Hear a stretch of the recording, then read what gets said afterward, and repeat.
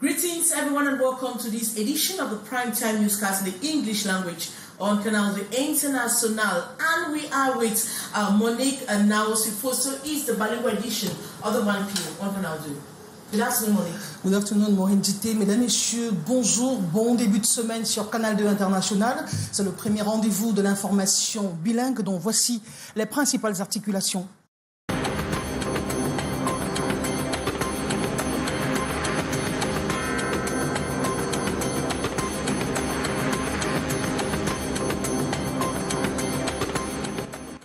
Pays les plus influents, le Cameroun occupe le 110e rang mondial et 15e sur le plan africain, résultat mené par Global Soft Power Index. Selon des spécialistes en communication et en marketing, le Cameroun a des atouts pour améliorer son influence sur la scène internationale.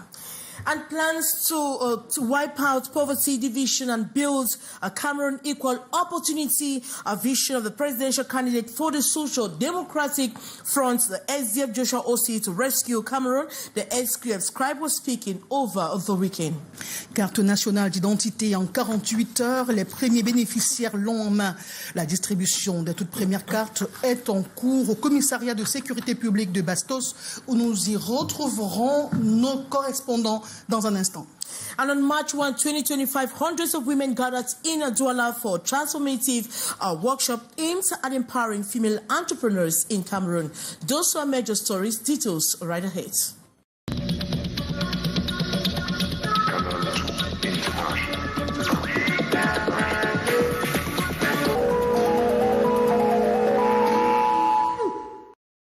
Once more, welcome to this edition of the bilingual newscast in both French and in English. Equal opportunity vision of the presidential candidate of the Social Democratic Front Party, Joshua aussi rescue Cameroon. The SDF scribe was speaking after his election during the extraordinary Congress of the party that was over the weekend in Yaounde. More on the story with our reporter, Hyson Cha. SDF! SDF! Joshua aussi, the presidential candidate for the Social Democratic Front, SDF party, for the 2025 presidential race, then explains party's dream for the people. Cameroon, he said, is not just in crisis, but in pain, living for long with the belief that corruption, war, and suffering are all normal. The truth is, we are not a poor country. We are a country made poor by bad. We are not a divided people. We have been divided by a system that profits from our pain. Enough is enough, and the time has come to turn the page. The time has come to build a Cameroon where a child in Kusuri or Yokaduma has the same opportunities as a child in Douala or Yaounde. An Anglophone can rise to the highest office without fear or discrimination. With mission to rescue the country, is starting anew, giving peace a chance. Her political program is to give back to the people through solution to the crisis in the northwest, southwest, and far north. Institutional reforms, basics like water, electricity, and perfect education. Fellow Cameroonians, this is our moment. This is our fight. This is our time to stand up. We have two choices before us. We can either continue down the same path of corruption, suffering, injustice, state capture, lies, greed, or we can rise, vote, and take our country back. This is the SDF 2 years after Nijon Frontier, whose journey were highlighted in a mini documentary, will continue in her center-left Social Democratic. That was Beatrice Ngamo reporting day. And on March 1, 2025, hundreds of women gathered in Cameroon. The event led by entrepreneur Ash Tucker focused on providing essential tools for planning, saving, and executing successful business strategies. More in the following story. In Cameroon, nearly 70% of women are engaged in the informal sector, with only a few having successfully formalized their businesses. The underlying challenge lies in limited finances and the difficulty in managing businesses effectively. Many of these businesses crumble due to poor planning, lack of savings, and poor execution. Entrepreneurs, to grow their businesses, they need to first of all have very strategic plans, and then they need to acquire saving mechanisms in order to make those plans succeed. This is a major issue that entrepreneur Ansh Taka is determined to change. For them to grow their businesses and expand, they need to have those skills from the speakers and panelists that we have today who have come to share with their experience. On March 1, 2025, hundreds of women gathered at a workshop in Douala aimed at addressing these challenges. We had panelists on financial management and strategies. We had panelists on tax implementation. Finance experts shared invaluable knowledge on financial law, best practices, and how to nurture and sustain a business. Today we are at Lean Africa Summit, sharing knowledge with young entrepreneurs on the tax system of Cameroon. Of course, the innovations that have come into place with the 2025 finance law to assist them and guide them on their obligations, so they don't miss deadlines, and they are complying with their businesses. The workshop also saw young entrepreneurs keen to intervene and showcase their passion for rebuilding and strengthening their businesses. The event, baptized Lean Africa, focused on networking and empowering women entrepreneurs. This is the second edition and is part of a series of activities led by Ansh Taka, which celebrates and encourages women during the International Women's Day, helping them to transform their businesses and achieve greater success. And reaching the age of 50 and beyond is often seen as a time of decline, but the workshop narrative will have more in the following story. Reaching 50 years and beyond is often more. Most often when you get to 50 and above, you have told them it affects your muscles, your bones. Emotionally, I'm telling them that the first thing is to accept the changes that is taking place in your life. To reinvent and rebond with themselves. On March 1, 2025, in Douala, Dr. Vivian Tabot, founder, the event focused on guiding women to overcome the struggles of isolation and rediscover joy and purpose. We've already worked so, and if you are living this world, I'm here to help impact lives in peace and full of successes too. Certified coach Vincent Fon led the workshop, impacting knowledge and facilitating discussions centered on how women can fight loneliness and create meaningful connections. The workshop offered practical tips for women on how to transform this stage of life into a time of self-discovery and personal growth. The March 1 workshop is part of a series of events to celebrate the 2025 International Women's Day. This month of March, women are being encouraged by the 50+ Club to take action and actively seek out ways to reignite their passions, live fully, and embrace the possibilities that life offers after 50. Morning, now you have the rest of the news in the French language. Of course, Morindité, parmi les pays les plus influents au monde, rendu public par Global Soft Power Index, l'étude vise à évaluer les atouts immatériels d'un pays et sa force de soft power sur le plan international. Le rang qu'occupe le Cameroun peut s'améliorer selon des marketistes si l'image du pays est travaillée tant sur le plan local que sur le plan international. Junior Saint, Stéphane Binac. Au classement des pays les plus influents au monde, le Cameroun occupe une place peu appréciable selon ses spécialistes du marketing. Le pays est classé 110e au plan mondial et 15e au plan africain.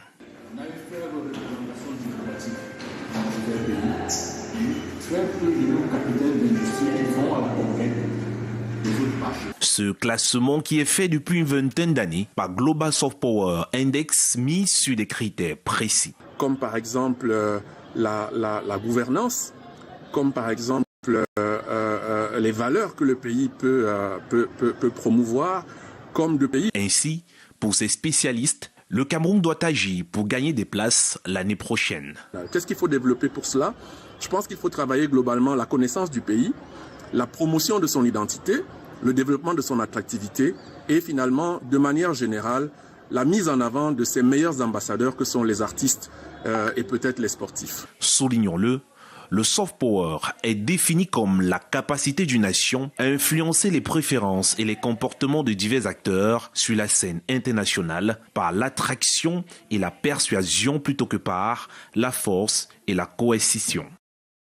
Un soft power qui est expérimenté à Stand Up for Cameroun, qui il y a quelques jours honorait ses valeureux combattants. Il s'agit bien sûr de ceux qui au quotidien se démarquent par leur capacité à améliorer les conditions de vie des Camerounais, à mener le combat pour le bien-être de tous. C'est donc une vingtaine de personnes qui reçoivent des prix à l'occasion de la célébration des héros du Cameroun.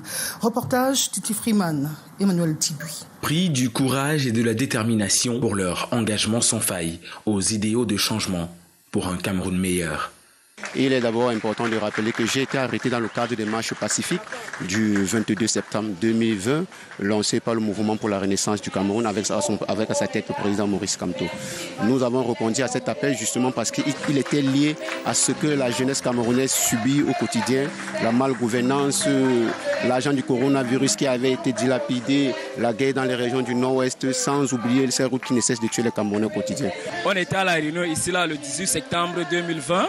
À la sortie de la réunion, juste en route là, la Légion de la gendarmerie est venue nous interpeller en disant que nous étions les militants du MSC et que nous sommes en train de préparer la marche insurrectionnelle. Et pourtant, c'est faux. Au cours d'une cérémonie du souvenir, ces héros et héroïnes de la lutte pour la liberté et la justice renouvellent leur engagement indéfectible pour la noble cause.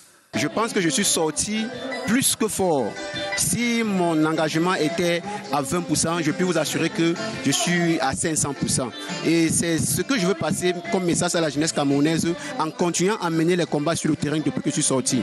Que non, on n'a pas deux pays, on a un seul pays. Le prix, c'est juste un honneur pour moi, mais ça, le combat continue. Je ne peux pas dire que le combat s'est arrêté parce que j'ai reçu un prix, au contraire. Ça renforce encore l'engagement et la détermination du militantisme pour le changement du Cameroun. Une reconnaissance parmi tant d'autres, célébrée en présence de personnalités et figures emblématiques de l'opposition camerounaise. Intéressons-nous à présent aux héros des champs, des plantations qui au quotidien travaillent pour l'autosuffisance alimentaire au Cameroun. Leur capacité vient d'être améliorée à l'occasion d'un atelier pour renforcer leur capacité. Morindité. Of course, Monique, in a bid to reinforce or strengthen Cameroon's agricultural sector and enhance export potential, high capacity building workshop held in Douala, the event brought together farmers and economic stakeholders from across the country to improve their skills and managing and increasing outputs in the banana plantain sector. As we end this story with our reporter, Saleh Sherifa. Cameroon's banana plantain farmers face major challenges, including post-harvest losses, limited market access, and difficulties in meeting international export standards. To address these issues, a workshop in Douala trained farmers on improving yields, adopting sustainable farming practices, and strengthening value chains. We don't have a road to market, farms to market roads, with lack of tools, with lack of equipment. Lack of tools and also equipment. Experts provided solutions to boost productivity and ensure better quality control. They also emphasized economic sustainability, equipping participants with skill in financial management, supply chain coordination, and marketing. Stakeholders explored ways to improve and distribution, ensuring long-term profitability and competitiveness in global markets. It's very important for us to know that our farmers are capacitated on the different level of the production of banana and on different level of management, everything about the production. I'm going to improve my CIG. Through this workshop, I think we have to improve our farming and also our agricultural work. And I promise that in the nearest future, we will have very good productions and we will not lack. Our economy will also step up.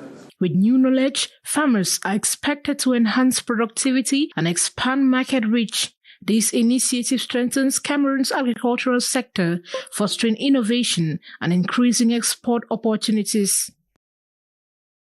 73 internally displaced families residing at the defunct feed production center at the Bessie neighborhood under Yaounde 6 subdivision are crying ahead of a forceful eviction.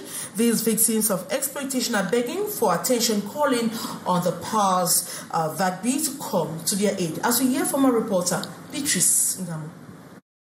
The 73 internally displaced families are begging for attention because the temporary structures have been their homes for almost 2 years in Yaounde. We are really praying that they should help us because where we are staying, we can even suffocate. We don't have a toilet. So as I stand now, so I don't know where even they move me with my picking them a few go. Live in Jakiri, Pinyin, Bamenda and other villages for Yaounde Safety Mission. Now gone where I know for support. Even you feel wrong with yourself, but as you get picking them, you don't feel wrong with picking them. Now why they are where beside to say, me I bring picking them for you, that they go. So aside from Bamenda, no they fine. They heard about the defunct feed production center at Vogbeti neighborhood under Yaounde 6, where the former director in charge agreed relief, offering their life savings to rent space to stay. I gave the 300,000. They give me this place. I will give 250,000. I stay for 1 week. They can't put all the things down. As we don't give money now, we don't come bill.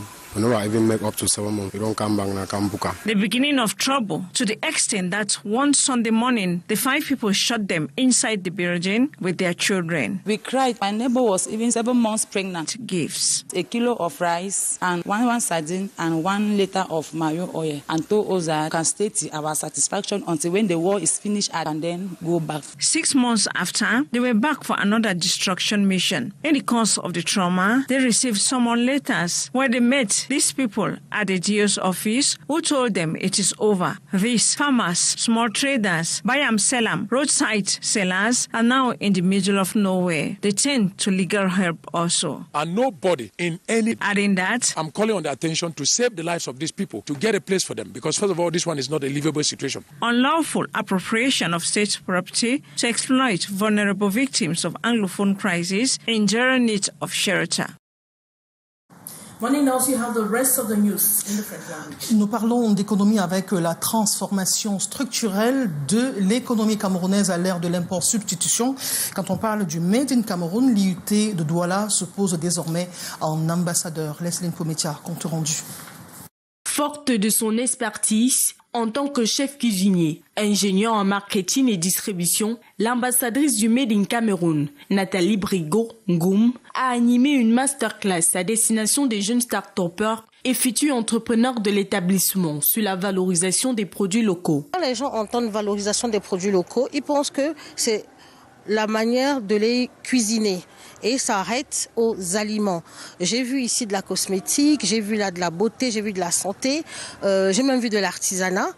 Donc la valorisation des produits locaux, c'est déjà définir ce que c'est que les produits locaux et comment les mettre en avant. Parce qu'ils ont déjà beaucoup de valeur, mais qu'est-ce qu'on pourrait leur ajouter? L'accent a été mis sur la valorisation et la commercialisation des produits locaux à forte valeur ajoutée, afin de favoriser leur essor sur la scène internationale. Lors des échanges avec la chef consultante, elle nous a invités à davantage encore accentuer la vulgarisation en images de ces produits. La consultante a été agréablement surprise par le potentiel de l'université et de ses étudiants. Quand les gens me demandaient où on pouvait faire des tests de laboratoire, des tests qualité, moi je les envoyais ailleurs. Je ne savais pas qu'il y avait tout ça ici.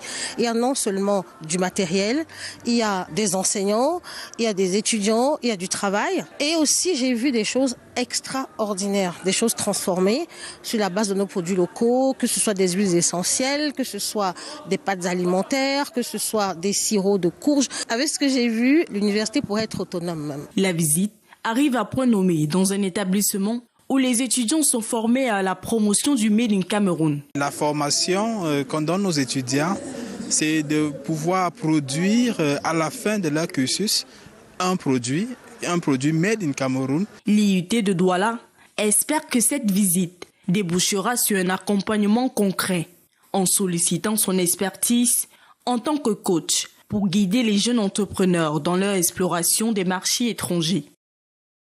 Sécurité des personnes et de leurs biens, la gendarmerie nationale vient de mettre sur le terrain 322 nouveaux sous-officiers. C'est à l'occasion d'une cérémonie solennelle. Daniel Anissé-Boudji.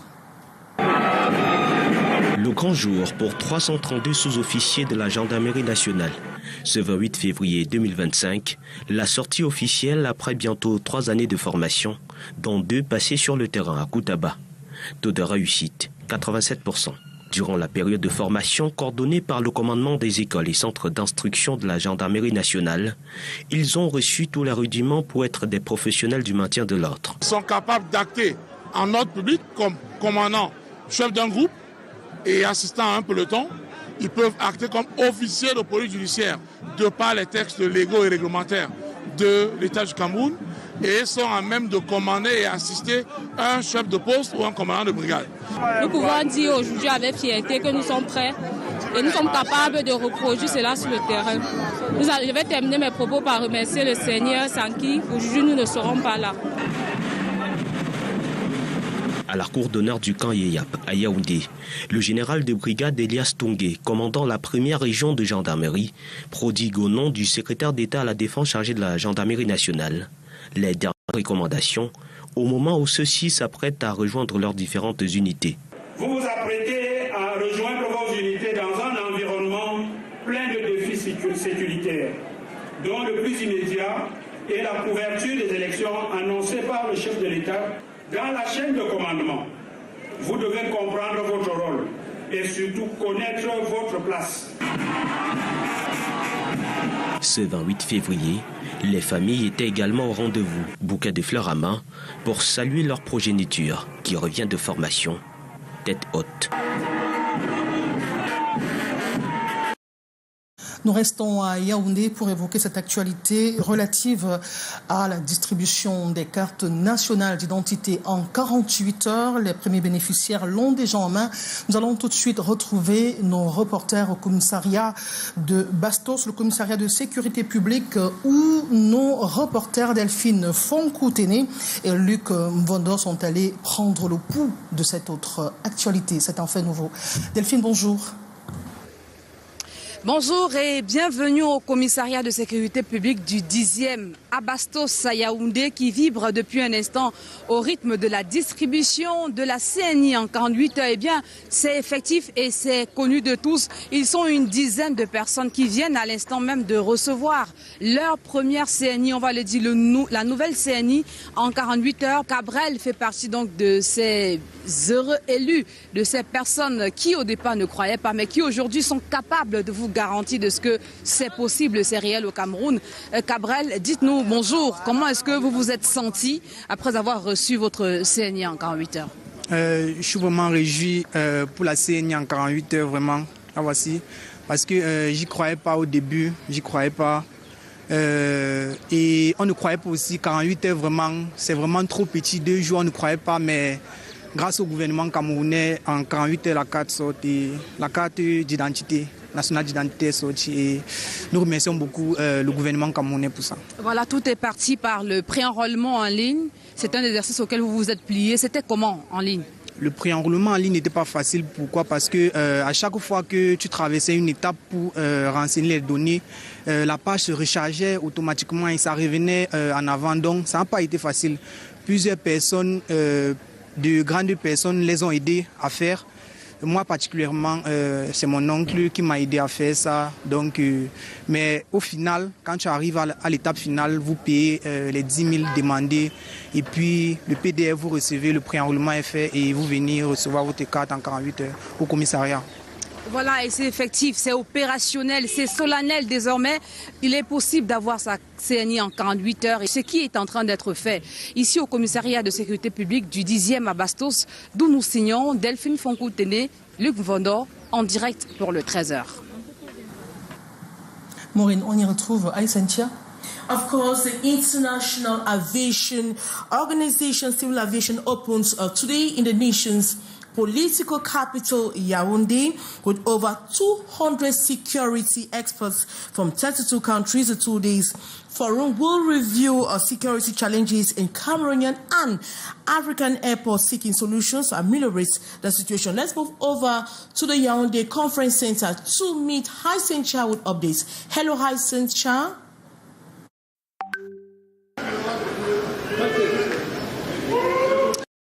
Good afternoon and welcome to the Yaounde Conference Center, where the Forum for the International Civil Aviation Organization has just been opened here. A forum that will last for 2 days. Opened here by the Secretary General at the Presidency, Ferdinand Ngongo, personal representative of the Head of State, Paul Biya. And it should be noted here that the forum has brought together 20 participants from the International Civil Aviation Organization, 50 representatives of some international organizations, as well as 120 Cameroonian experts, and not forgetting the fact that 69 participants are coming from 32 different countries.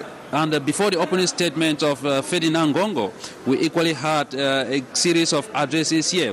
One from the Secretary General of the International Civil Aviation Organization, who urged the participants to make use of the forum to be able to ameliorate the situations in the different airports in Cameroon. We equally had the Secretary General of the African Civil Aviation Commission, who equally hammered on some key aspects where countries. And of course, present here were equally key dignitaries like the Delegate General for National Security, Martin Bargangele, and the Minister of Transport, Jean-Enes Ngale Bibehe, who was more concerned with the security of passengers, the security of the goods navigating through the different airports in the Cameroon. And of course, like we earlier indicated, work will unfold here for the next 2 days, and the different stakeholders will be able to put hands on deck to see what they can do as far as ameliorating the general security situation of the airports in Cameroon and in different African countries, as well as some key world countries. And of course, we shall be bringing you all the necessary updates tomorrow when the conference will be rounding up here at the Yaounde Conference Center. Hyacinth Cha and Luke Mvondo, back to you in the studio. Thank you so much, Hyacinth Cha, for those updates. And that those updates from Hyacinth Cha brings us to the end of this edition of the bilingual edition of Newscast on Canal International. I was accompanied by Monique Nausifosio. We've come to the end, Monique. Yes, Morendité, c'est la fin de ce 13h bilingue. Et mesdames, messieurs, merci de nous avoir suivis. Ne manquez pas les prochaines éditions d'informations sur Canal International, 15h30, Écho des régions, 18h15, le journal en langue anglaise. Le grand format, c'est à 19h50. Quant à nous, nous vous retrouverons demain avec le même bonheur à 13h. Restez en compagnie des programmes de Canal International qui se poursuivent.